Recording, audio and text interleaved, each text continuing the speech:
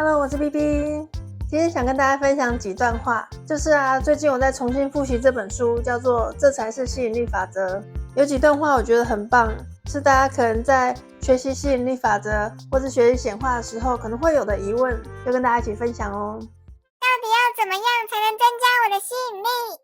你所想的东西如果没有引起很强烈的情绪的话，就没有办法产生强大的吸引力。也就是说，每一个想法都有创造的潜力，也有可能发出很强烈的吸引力，但是只有当这个想法结合强烈的情绪，才能产生最大的力量。你大多数的想法其实都没有强烈的吸引力，它们只能或多或少维持你已经吸引到的东西。也就是说呢，我们平常的想法其实大部分都是平平的，并没有特别强大的情绪，特别开心或特别难过，特别生气。我们平常可能都是这样平平的过一天，那这样子就不会产生很强大的吸引力，顶多就是帮我们维持我们已经吸到的东西。强大的情绪才会有强大的吸引力，例如说非常感谢、非常开心，这种是非常强大的正能量，就会有强大的吸引力。如果是非常生气、非常恨，这也是很强大的情绪，也会有强大的吸引力，但是会吸引到你不想要的东西。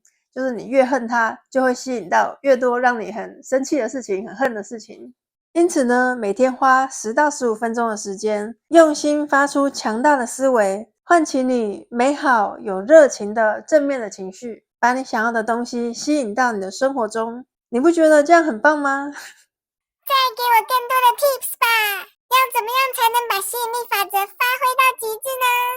其实你随时随地都在使用吸引力法则，不管你知不知道，你永远没有办法停止吸引力法则在你身上的作用，因为吸引力法则是一切事物的根基。能够察觉到吸引力法则的存在，就是用心使用这个法则的关键。因为吸引力法则一定会回应你的思想，所以用心的思想是非常重要的，而不是那种被牵着鼻子走的想法。选择你有兴趣的事物，还有对你有益的方法来想这些事物，寻找这些事物中的正面思维。当你选择一种思维，吸引力法则就会发挥作用，会吸引到更多类似的思维，这个思维就会变得越来越强大，就好像滚雪球一样。原本那个想法可能只是你稍微闪过的一个念头，但是当你常常去想这个想法，重复一直去想，这个想法就会越来越强大，像滚雪球一样，越滚越多，越滚越多。它会吸引到跟它类似的想法，最后就会变得非常强而有力，而挡不下来哦。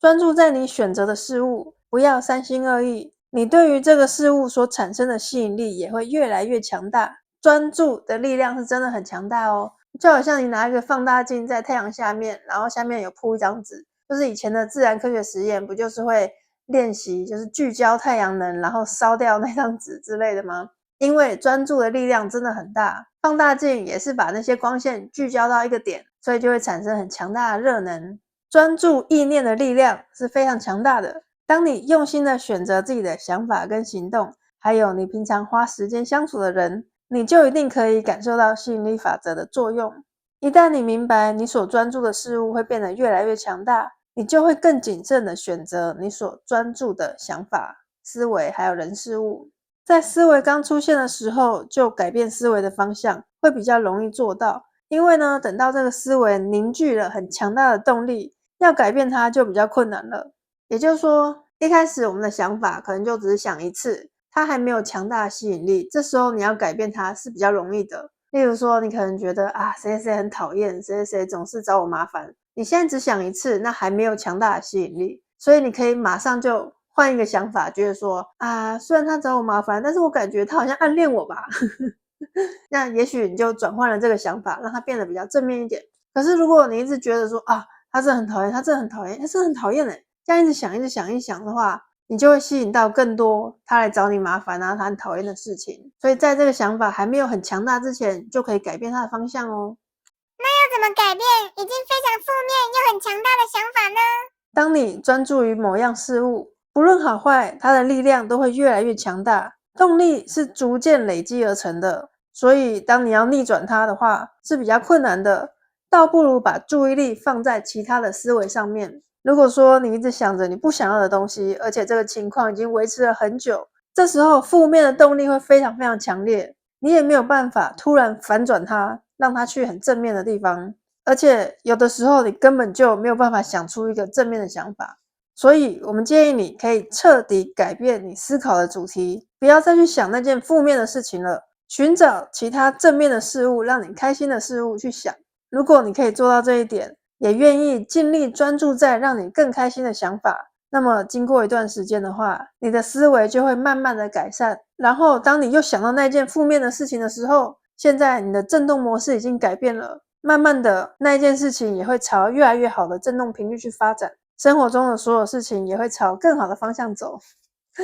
好，举例来说啊，有些人他可能跟这个男朋友已经吵架吵了很久很久，已经要分手了，已经很生气了啊，甚至那个男生还劈腿了好了，那他对这个男生的想法一定是非常非常负面的，没有办法马上就转移到很正面哦，我很爱他这样的想法。你可能心里在想的就是我很讨厌他，我很恨他，怎么这样背叛我啊什么的，都是一些负面的想法。那很多人就会想说，他想要用吸引力法则来吸引这段感情，想要恢复他们原本的感情。但是啊，你要突然从负面的超级负能量去转变成正能量、很爱的能量，又是很难的。它就像是一个往下滚的大雪球，你没有办法挡住它，改变它的方向。可是你可以怎么样？就是闪过它，让它自己滚下去吧。不要去接这颗雪球，不要去对付这个雪球，去想一些别的事情。所以你不要专注在这个男生身上了，可以去专注在你其他事情上面，其他让你开心的事情，可能你的事业啊，你的人际关系啊，你的打扮啊，